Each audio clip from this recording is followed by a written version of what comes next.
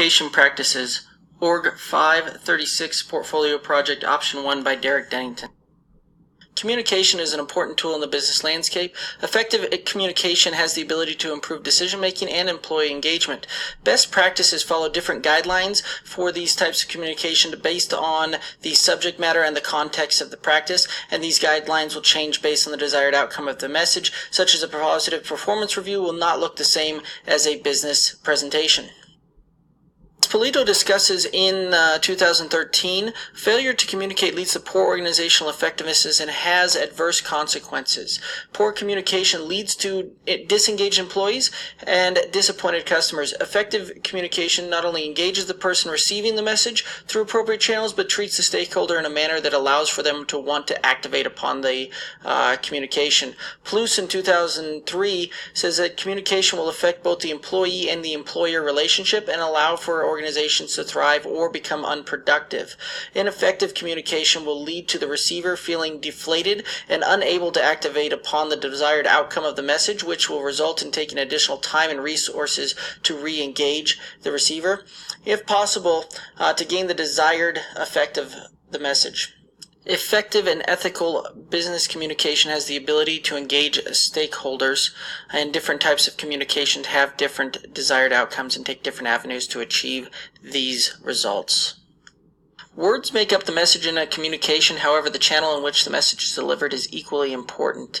The sender needs to understand the audience for effective communication, and it is essential to inspire the receiver into action around the message. This from Bashir and Ghani in 2012.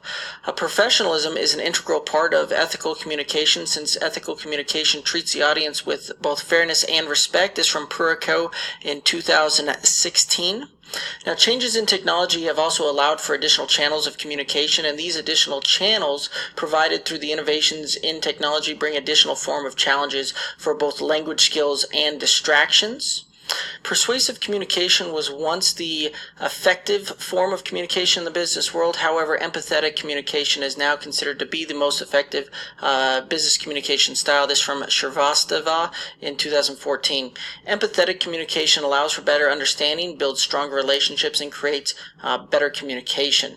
Persuasive communication is where the sender is communicating in a manner that the message is trying to get the receiver to see it from their point of view, and this means that the outcome is based on what's best for the business and not necessarily the individual. Whereas with empathetic communication, it's driven by the receiver, and the sender takes a step back to focus on how the receiver is taking in the information. The sender would need to try and act as the receiver, and how the message comes across to each person. This would become more difficult in large groups because every person has different needs and hear messages differently. The communication process has 5 stages. The first stage is the sender has an idea. Second stage, the sender encodes the message. Third stage, the sender selects the channel and transmits this message. Fourth stage, the receiver decodes the message. Fifth stage, the receiver gives feedback to the sender. This is from Guthrie and Lowy in 2015.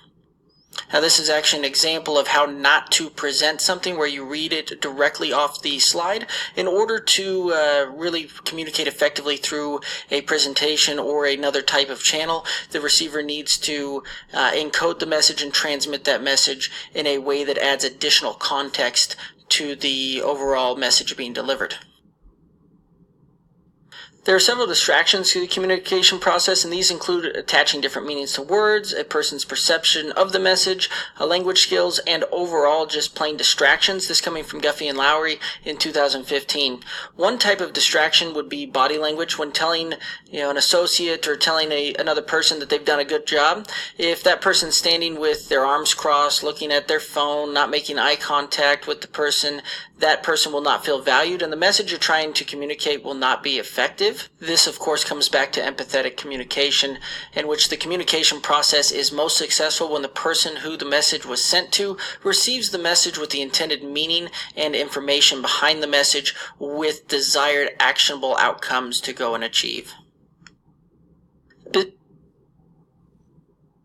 Businesses both large and small continue to expand both internally as well as externally, locally, and internationally. This expansion has caused the business landscape to become one of a large global community.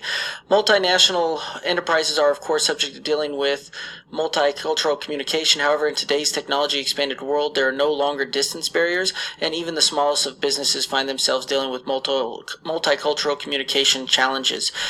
These come from increased communication internationally due to cost savings through the technology. This coming from Swartz and Luck in 2018. There are several different cultural differences. These include things such as introductions and business cards. For instance, in some parts of the world, a very short, sweet, "This is who it is," that's the appropriate introduction, whereas longer drawn out introductions that include titles, a little bit about themselves, are preferred. Same with business cards. In several Asian communities, a business card is a reflection of the person and should be studied before it is put away. This is a sign of respect. These things also come down to acknowledging different status and position. Different parts of the world prefer different ways to introduce both a position and status, and are revered differently as well. Not only are there cultural differences from a standpoint of having status in business and introductions, there's also a language difference to it, and this also includes things such as dining, tipping, gifts. This coming from Beckers and Bast in 2014. There's also several differences in how different cultures view digital media and social media. This coming from Swartz and Luck in 2018. Communication easier, however, with cultural differences on the importance of social media, technical issues that can arise due to different infrastructures through different countries, and delays. These intercultural communications can become more difficult over digital media. This also from Swartz and Luck in 2018. Communication is very culture specific, and organizations that engage in international business and intercultural business need to understand the culture of the people and the country in which that organization is conducting business and serving in order to have a more successful business transaction and build lasting relationships. This also from Beckers and Bast in 2014. Digital media and instant messaging have become a primary channel for communication in the business landscape. Organizations must be aware of the various channels and the context in which the message may be received through these various channels of communication. Common forms of digital media include email, instant messaging, webcasts, wikis, blogs, and social media. That coming from Guffey and Lowry in 2015. Now, digital media has the ability to be targeted at a very specific audience, and each method of digital media needs to be tailored to the audience for it to gain the maximum effectiveness. Instant messaging gives the user the ability to send and receive information faster than traditional channels. However, instant messaging can become an issue for the organization due to confidential information being sent or shared with the wrong audience, or causing distractions that create liability burdens while performing job functions. That also from Guffey and Lowry in 2015. Now, emails give organizations an avenue to send information throughout the organization and provide a record of communication. However, the communication sent through this channel may be offensive to some of the audience and create additional distractions in the workplace. That from Mancinian and Terustu in 2016.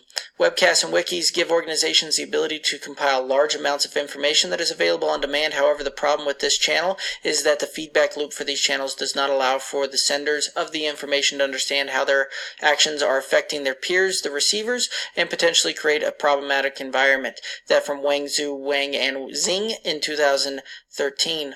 Both blogs and social media give organizations the ability to communicate to a large audience. However, these sites can create problems for the organization if the content on the site offends its readers, and can also create a public relations issue for the organization if the content goes viral. That from Borg and Tigo, and Consum in 2018. Organizations need to understand how stakeholders are wanting to be treated, and this includes the form of communication preferences. That from Hall in 2016.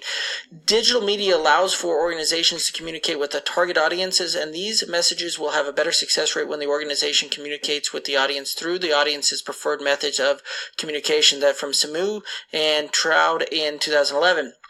It may be necessary for a business to use multiple methods of communication to make sure that the stakeholders are receiving the information in their preferred channel. This means the same message would need to be sent out in an email, updated on a website and a blog, as well as posting through different social media channels. Positive messages are designed to communicate upfront requests, replies, appreciation, congratulations, and positive feedback. This coming from Guffey and Lowry in 2015. Organizations need to understand the context of the message and understand the desired outcome of the message before that message is crafted. Great positive messaging will create a more engaged stakeholder both internally and externally from the organization. Some businesses have set up employee recognition programs that can be done monthly, quarterly, annually, as well as weekly one-on-ones so that employees are receiving feedback on their job performance in real time and able to make any sort of corrections necessary in order to gain a more positive annual review. Negative messages deliver refusals or bad news is coming from Guffey and Lowry in 2015. The sender must think about how the message will ultimately affect the receiver. This is from Mangarungu in 2013. The sender must choose the correct words and the correct channel to communicate either a positive or a negative messages. The majority of messages sent outside of an organization come in the form of a formal letter. That coming from Guffey and Lowry in 2015. This is due to the fact that most external communication needs to have some sort of record with it, and a formal letter allows for that to happen. Failure to craft a message around the desired outcome leaves the receiver feeling uncertain about why they may have received a message or how to activate around that message.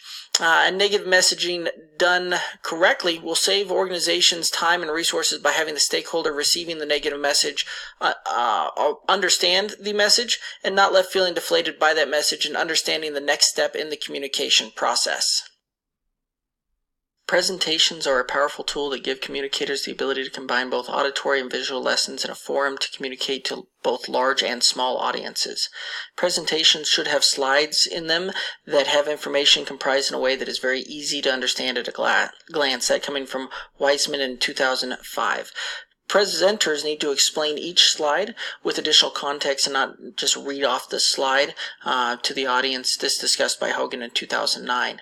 Of course, an example was given to that extent earlier in this presentation. Consistency is a must in presentations and allow for the audience to stay focused and understand the message, not be distracted by the presentation itself. This coming from Weissman in 2005.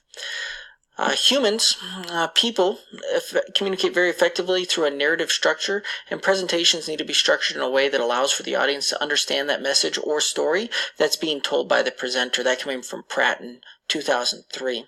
Presentations that utilize clear, concise messaging will utilize the brain's power to understand the story and will allow the audience to fully understand the message and leave the presentation with the desired outcome and effect. Presentations can be misused and deliver a message that is not clear or concise and leaves the audience confused about the message's purpose and wondering if their time is wasted. That coming from McMillan in 2009.